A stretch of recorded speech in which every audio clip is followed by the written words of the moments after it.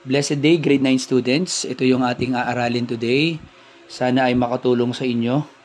Ito po ay finding sides and angles of right triangle using trigonometric function. So, alam naman natin yung trigonometric function. We have sine, cosine, tangent.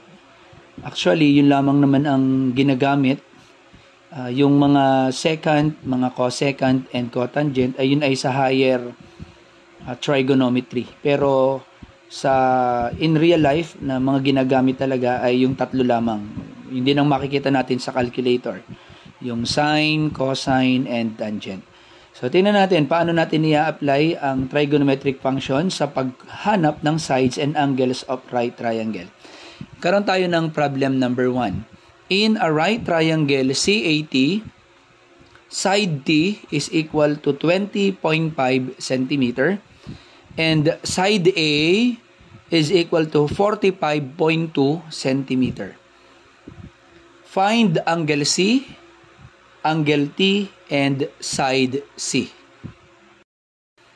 So ngayon sa pagsosolve natin ng problem, una, gagawa tayo ng figure or you need to illustrate the triangle para alam natin ang location, saan ang opposite, saan ang adjacent, at saan ang hypotenuse. So, i-drawing natin ang triangle, right triangle CAT.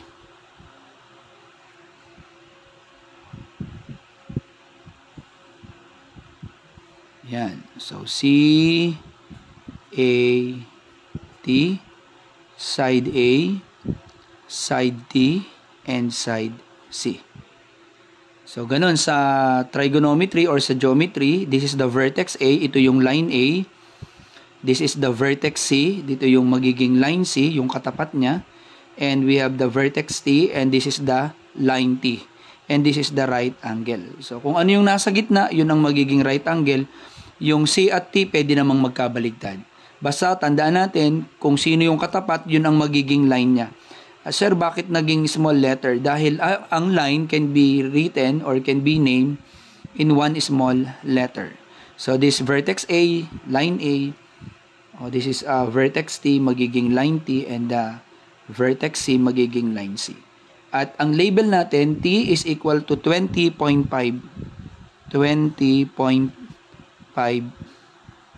cm. And another, A is 45.2 cm. Yon. Ang tanong, what is the value? Find angle C. Ito yung tanong natin. Angle C. So, yun muna ang unahin natin. Find angle C. Ano daw ang sukat ng angle C? Ano ang sukat ni angle T and ni side C? So, yan ang mga tanong natin. Yan yung mga aalamin natin. So, unahin natin yung angle C. Paano hahanapin ang angle C? Sa paghahanap ng angle, halimbawa, wala pang value yung angles ng C at saka T. Ang kailangan natin dyan ay dalawang sides. Para makuha natin ang value ng angle, again, inuulit ko, kailangan natin ng dalawang sides. Which is given naman. Meron tayong side T or line T, at meron tayong side A or line A.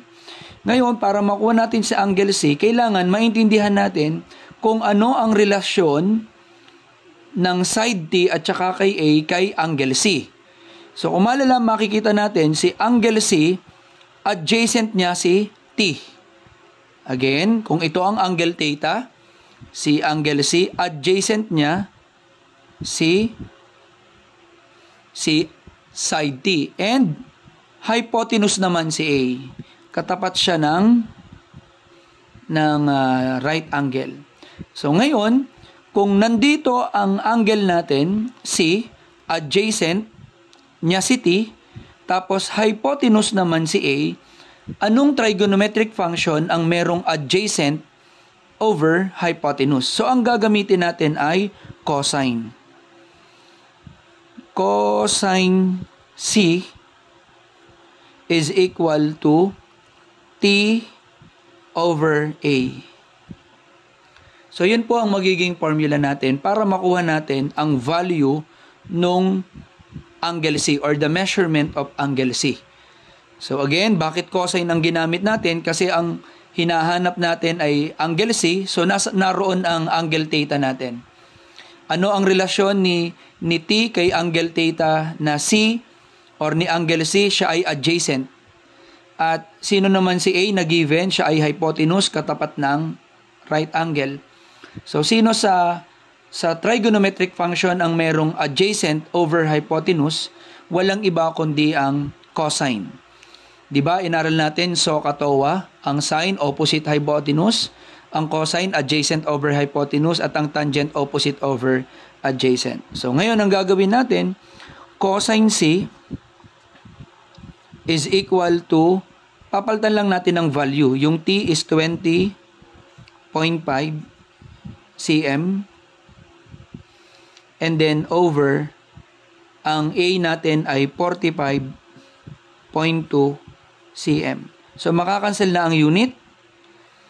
I-divide natin ang 20.5 divided by 45.2. So you may now use calculator. Pwede tayong gumamit ng calculator, especially kailangan scientific dapat para naman makuha natin yung mga value na kailangan. Sir, pwede ba yung nasa phone natin? Hindi ko po papayagan yung mas maganda scientific. Yung nasa phone kasi natin ay wala noong mga function na kailangan. So 20.5 divided by 45.2. So the answer is 0.53. 0.53. Magiging 0.45 pala. 0.45. 2 decimal places ang ating gagamitin. So, testingin ulit natin sa ibang calculator. Baka kasi, minsan naka-program ng iba yun eh. 0.5 divided by 45.2. So, tama, 0.45. So, ngayon, using scientific calculator, paano natin i-convert ito into degrees? Gagamit tayo ng shift, press yung shift, tapos cosine, magkakaroon niya ng -1, and then press 0.45. Yun ang ating magiging sagot. So again, after dividing, 20.5 divide 45.2, so gamit tayo ng word na, dito hanapin niyo yung shift, ito yung shift. Shift, kailangan naka-deg kayo ha, naka-degree mode. Okay, tingnan natin yung, paano malalaman yung mode. Again, sorry. So, hanapin nyo diyan yung, ito, naka-degree mode. Dapat naka-DEG. You know, may DEG mode.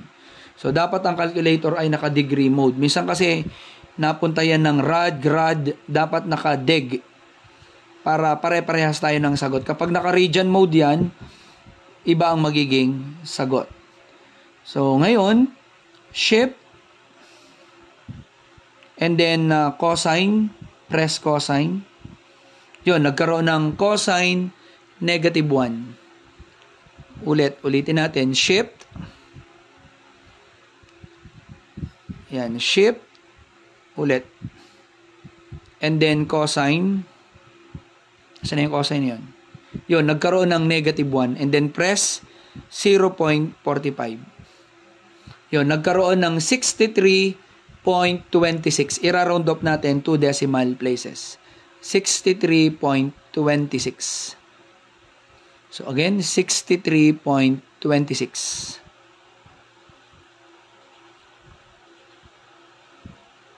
degrees. So yun po ang naging value ng angle C. 63.26 degrees. So okay na tayo. Solve na tayo for angle C. Ang value niya ay 63.26. So, punta naman tayo kay angle T. Solve na tayo, okay na tayo kay angle C. Punta naman tayo kay angle T. Ito naman ang kailangan natin. Ito na tayo kay angle T. Sa angle T, pwede nyo rin gamitin yung two sides. Pwede rin. You may use 20.5 at saka yung 45.26. At aalamin nyo ang relasyon. Ano ang relasyon ni T at saka ni A dito kay angle theta na T? Kung makikita natin, siya ay opposite. Opposite siya ni angle T. Opposite over hypotenuse. So, yung T ay opposite. Yung A naman, hypotenuse. So, ang gagamitin nyo to find T ay sine. Ano? Kasi opposite over hypotenuse. Opposite niya si T, hypotenuse naman yung A. So, you may use sine T. Okay? Pero meron pa rin isang mas madaling way. According sa right triangle theorem, pag right triangle, si angle C at angle T, sila ay complementary angles. Pag sinabing complementary angles, two angles whose sum is 90 degrees. So, ang gawin na lang natin, para hindi ka na masyadong mahirapan to find angle T, ang gawin mo na lang, i-minus mo na lang sa 90 degrees. 90 minus, kung ano yung nakuhang angle, 63.26 degrees. So, yun na lang, kasi complementary angles naman sila. Pag sinabing complementary angles, ay two angles whose sum is 90 degrees. So, ngayon, para makuha natin si angle T, i-minus mo na lang yung nakuhang value ng angle C sa 90 para yun ang magiging sukat ni angle T. I-minus natin. 90 minus 63.26. So, the answer is 26.74. 26.74 degrees. So, yun na po agad ang sagot niya. 26.74 degrees. Sir, kapag ang ginamit namin ay cosine, sine na T over A or sine T, opposite over hypotenuse, yun din ang magiging sagot. Oo, yun din ang magiging sagot. 26.74 din. Minsan nagkakaroon ng konting problem, minsan nagkakaroon ng counting difference, doon lamang sa point. Bakit? Kasi nagra-round off. Inira-round off natin, nagiging 26.75, minsan nagiging 26.76, 26.73. Nagkakaroon lang ng konting difference, pero minsan saktong-sakto siya. Ano? So, yun, parehas lang ng magiging sagot. Okay, last na tayo. Matatapos na tayo. Kay side C na tayo, side C. Para makuha natin si C, yan, medyo sikip na. Kuha tayo ng ibang papel. Baka malito na kayo sa figure. I think hindi naman, kaya namang unawain, ano? May space pa naman dito. We may use this one. Baka mawala tayo sa focus. Maganda kita natin yung figure. So, dito tayo kay side C. Para makuha natin si side C, ang kailangan ninyo ay isang angle at isang side. Again, sir, pwede bang gamitin ang Pythagorean theorem? Pwede naman. Kasi meron tayong hypotenuse, letter A, at meron tayong leg na 20.5. Pwede mong kunin ang ang square ni 45.2. Kunin mo rin ang square ni 20.5, i-minus mo sa hypotenuse, and then after that, kunin mo ang square root. Pwede rin ganun ang paraan. Pero ang ating pinag-aaralan ay using trigonometric function. Kaya ang gagamitin natin ay trigo, yung may trigonometric function, hindi Pythagorean. Pero pwedeng gamitin ang Pythagorean theorem. So ngayon, ang gagamitin natin ay kapag hahanap ka ng side, kailangan mo ng isang angle at saka isang side. Sir, kompleto na yan. May isang angle na angle C, may figure, may value na siya, 63.26. Meron ding angle T, 26.74. Meron ding side na 20.5. Meron ding side na 45.2. Yes. Sir, kahit alin dyan, pwede namin gamitin? Oo. Para makuha nyo si side C. Pwede nyong gamitin si angle C at saka si side T, pwede. Pwede nyong gamitin si angle C at saka si hypotenuse na A or si side A. Pwede yon. Pwede nyo rin gamitin si side T, si angle T na 26.74 at si side T na 20.5. Pwede rin naman na si angle T na 26.74 at saka si side A na 45.2. So basta ang mahalaga, kailangan nyo ng isang angle at saka isang side para mahanap yung missing side. Sir Marbs, gamitin natin ang angle C at saka side A. Okay, gamitin natin yon. O para mahanap natin, try natin gamitin si angle C at saka si side A. Sabi ko sa inyo, pwedeng gamitin kahit alin, basta isang angle at saka isang side para makuha yung isang missing side using trigonometric function. O itry natin gamitin si angle C at saka si side A. So ngayon, aalamin lang natin ang relasyon nilang tatlo. Yung nawawalang side na C, tapos yung given na isang side doon sa angle. So yung angle ay 63.26. Ano niya? Si side C na nawawala. Kung makikita natin, siya ay opposite. Again, doon sa angle C, yung C nawawala, siya ay opposite. Okay? At ano naman yung given na isang side? Siya ay hypotenuse. So ano ang may opposite at saka hypotenuse? Siya po ay sine. Okay? Ang gagamitin natin ay opposite over hypotenuse, sine ang ating gagamitin. So again, sana naging malinaw sa inyo yun ha. Laging aalamin ang relationship ng function. So ngayon ay sine ang gagamitin natin. Sine C is equal to C over A. Yun ang ating magiging formula. Sin C is equal to C over A. Bakit sin ang ginamit? Kasi opposite over hypotenuse.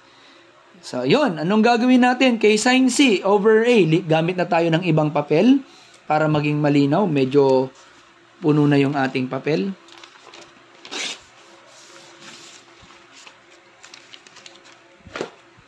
So, yan. Gamit tayo ng ibang papel ngayon. So, yun. Tingnan natin. Ang formula natin ay sin C. Sin C is equal to C over A. Ang gagawin natin, substitute lang natin yung value. Sin. Ang C natin ay ipapalit natin yung nakuhang angle, 63.26. Doon sa C. Again, sin C, 63.26. Ang gagawin nyo, sin 63.26. 63.26 is equal to, yan, pinalitan natin. Sir, saan nanggaling yung C, yung value ng angle? Ilapit lang natin, baka kayo ay nalilito. Kailangan makita natin yung figure. Yan. So, yun, 63.26 yung C. Sunod, yung value ng C ay missing, nawawala pa. Copy lang natin, C over, ano ang A? Yun, yung value ng A ay yun, 45.2. Substitute lang natin, 45.2 cm. Yan. Ngayon, ang gagawin lang natin, to get sin 63.26, hindi ka na gagamit ng shift kasi degree na siya. Sa pag-convert ng degree to decimal, ang gagamitin mo lang ay yung kanyang function, press sign, and then 63.26. Yun. Ang gagamitin natin ay 4 na decimal places. Yun ang nakikita ko sa mga references. 0.8931. Again, 4 na decimal places ang ating gagamitin. 0.8931. Kasi ang katabi ng 0 ay 5. So, magiging, yung sin 63.26 ay magiging 0.8931. Yun. And then, After that, equals, copy lang yung C over 45.2 cm. So, ang mangyayari diyan, cross multiplication lang. This is over 1. Ita-times lang natin 1 times C, magiging C, equals, ita-times lang natin itong dalawang ito. Si 0.89, ang mangyayari ay 0.8931 times. Ita-times lang natin by 45.2 cm. So, yun ang magiging value ng C. So, i-times natin. I-times ulit natin. 0.8931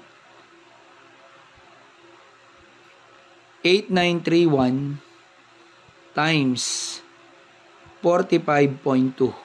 So, meron tayong sagot na 40.37.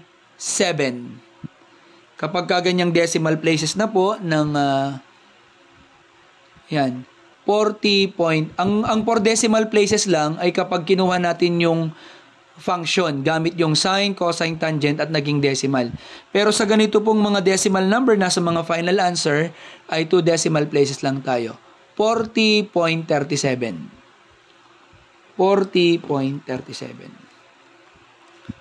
40.37 centimeter. Yun, ang value pala ng C ay 40 ano yan? 37. Ang value ng C is 40 yan, 40.37 cm. So yun, kumpleto na po. Bagamat yung drawing ko ay hindi natin medyo mas mahaba nga talaga yung, kasi malaki yung angle na 63.26, normal na mahaba talaga yung magiging sagot niya. So tunay naman kasi yung hypotenuse is 45.2, mas malaki pa din. Okay, tunay pa din talaga kasi 90 yung katapat niya, 90 degrees ito, normal na mas malaki talaga yung magiging sagot niya. So ito 26.74, maigsi lamang yung kanyang magiging side. Bagamat yung drawing ko ay dapat mas longer itong letter C. Pero ayan, at least ganyan po yung paraan. Paano hahanapin ang sides and angles using trigonometric function. So balikan nyo na lamang po kung kayo ay nalito kasi medyo puno na yung papel ko. Balikan nyo na lamang ulit part by part. So thank you. So meron kayong sasagutan in problem number 2.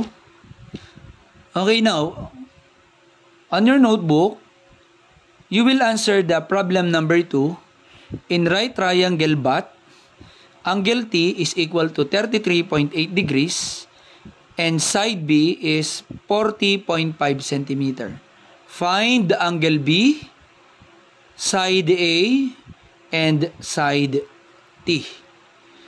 So, yun lang. Maraming salamat. Hoping na may natutunan tayo in finding sides and angles of a right triangle using trigonometric function. Thank you and God bless.